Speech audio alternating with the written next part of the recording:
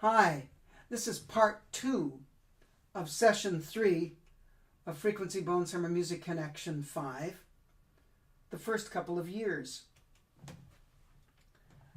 Now, I want to be a little bit more specific in these first couple of years in terms of trombone playing. And perhaps this will apply to other instruments and maybe especially brass playing. When to introduce more efficiency? If you have a player that really is enthusiastic, then I think these things can start to be woven in pretty early. But I'm going to stress the importance of the teacher having an attitude of allowance and encouragement. Allowance and encouragement. And in this way, between these two, you'll be able to help the student move on in a healthy way without a lot of stress and strain. Okay? So, if someone's range is starting to come along, there's things you can do to even make that more solid. You can introduce some mouthpiece playing. Why not? That's perfectly fine to do. Especially, I think, if you have a half-covered situation. You can have someone go, and then half-covered, and then take it off. And then they can feel the difference. But it gets them into the territory of building their ear support and their embouchure strength. And here's another thing I think would be a very healthy thing to start including early on. If you start talking about the embouchure, maybe someone has a tendency to stretch, and you want to say, let's see if we can delay that stretching. Let's see how far we can go. You can put it in the form of a healthy challenge. How far can we go without doing that? But every time you mention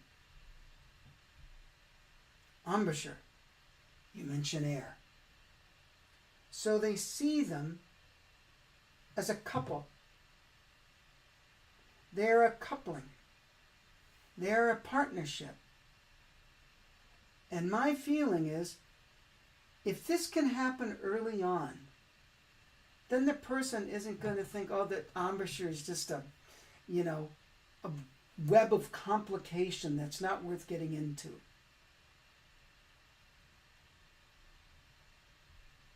But you'll see that you can't have one without the other. You can't have sound without embouchure and without air. And I think this is very important to stress to someone in a very, very healthy way. Having them do tunes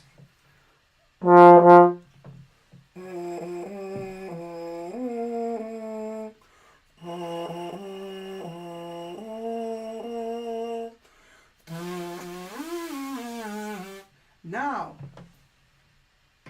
depending on the person, you might want to introduce a fun little thing, either with just the rim or with the fingers in the place where the rim would go. And so they can, in little bits at a time. I wouldn't suggest lots and lots and lots of heavy mouthpiece practice or rim practice. And I do not suggest free buzzing, because I think it's very important that the structure of the embouchure be anchored around the mouthpiece. But rim, that could be used. And always mention the movement and the direction of the air. Even on one note, you can say, have you ever heard the sound of a stream? How it keeps flowing and moving? That's the same thing when we take in our air. and we let it out. And when we let it out, we have our sound flow just like that stream.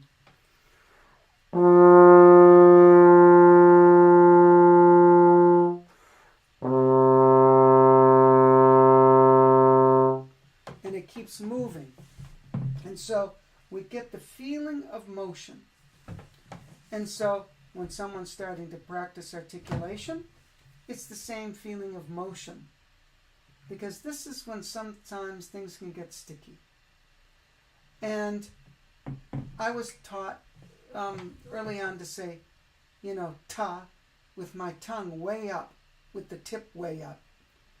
I wouldn't do that to someone now. My own feeling is that if it's a little lower in the mouth, it's better. Do, do, do, do, do, do, do, do, do, do, do, do. Like a do type sound. Do. It's still on the teeth. Do, do, do, do. But, of course, there aren't any set rules because everyone's mouth and tongue size and dental structure, of course, vary. So that was a general thing. I think if the tongue is too high for a lot of people, it can create a lot of tension. So the tongue is introduced with the air. So when you talk about tonguing, you talk about air. You never leave out air. And actually, you never leave out air because it has to do with motion. And therefore, everything should always have rhythm attached to it. When someone's starting to do their different rhythms, there's a flow. So rhythm flows. Sound flows, even if it's short.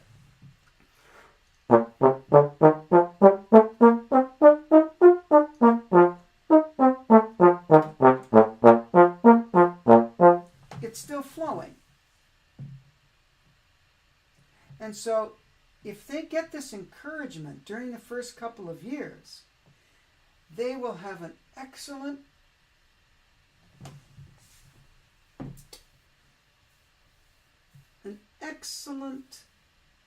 program in their first overlay. That's right. You've heard me and my wife talk about the overlay system a bit. We'll probably have to write some book on it sometime because it's a fascinating, huge territory. But it's basically talks about 3 main overlays that everyone has. And right now, with playing, what I'm trying to emphasize is what you put into a person sticks into the person and become either a healthy habit or something not healthy, something that has a lot of strain and worry wrapped up in it. And so the first overlay is called the automatic robotic system, our habit life. You do something over a period of time, it becomes printed on us, it becomes automatic, so automatic to the point we don't even have to think about it anymore. I mean, I don't have to think about that a G is in 4th position. But when you're learning, when people are learning in this first year, okay, they have to think about everything. It's not automatic. Just like riding that bike. Wow, everything is thought until it becomes more automatic.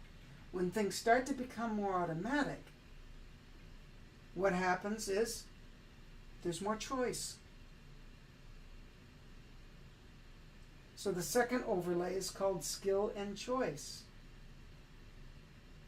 The third overlay is called integration and art. And we're still putting a little bit of that, a lot of it actually, at its own level, to younger players by always talking about everything is music. Rhythm is music, sound is music. And M in music, that M stands for movement. And so we're getting into the life of the piece because life moves and breathes and has cycles and ins and outs and ups and downs of various kinds and qualities. And these can be woven in, even to very young players, at the level that they can understand it. So, you might have someone where all this basic information really starts going into their automatic robotic system really rapid. And they start to say, hey, I can do this. Just like that person who gets the hang of riding that bike. Hey, I'm going to take that turn faster. They can say, maybe I'll practice my scale a little faster now. Because there's something about the brain, it can do something, it wants to give it a challenge. So this is where having challenges, have the person memorize something each week. My teacher did to me when I was in 4th grade. Have one of those little songs, have them memorize it. That's a way of introducing that early on into their automatic systems. And if you ask them, well, what does the piece make you feel like? You're connecting them to the purpose of music and getting them into art. Very, very important. Very important, I feel. And then, of course, in the first couple of years of playing, maybe their range extends a little bit. Maybe after a while, you can start to introduce legato.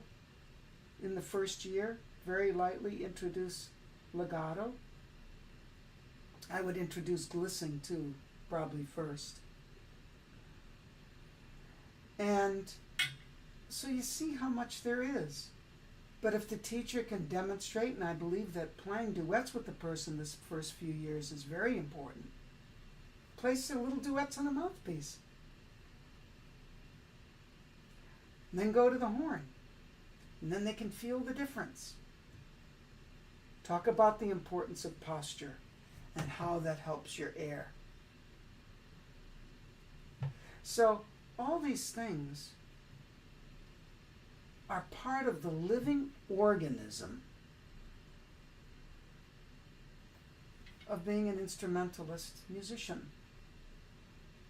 Yes, we can see the separate parts, but we want to make sure those separate parts are always connected to the spirit of why we do what we do, because the reason why we're doing what we're doing is for music.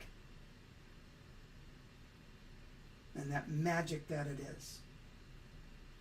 Always have that in there. It's very important. And then the person's going to have to deal with frustrations. It's a fantastic development. And they'll have to cultivate patience as best as they can. And if they have an encouraging teacher who puts their life into it and says, this took me a while, then they'll understand they're not alone in it. Especially if once in a while you can get together with some other players. Maybe they can see this in their bands. That people advance at different levels and different timings. So this first couple of years on trombone, that varies for different people. Some people could be playing Morceau symphonique after 2 years. Some people at the level of that they can play it at. And there's other solos that people can play. And find out what they like. And then encourage them to work on the things they don't like. Because the funny thing that happens with them, that is it usually helps the things they like and can do well. And then they'll start to build a relationship with all of the different facets of playing and see how it relates to music in these first couple of years.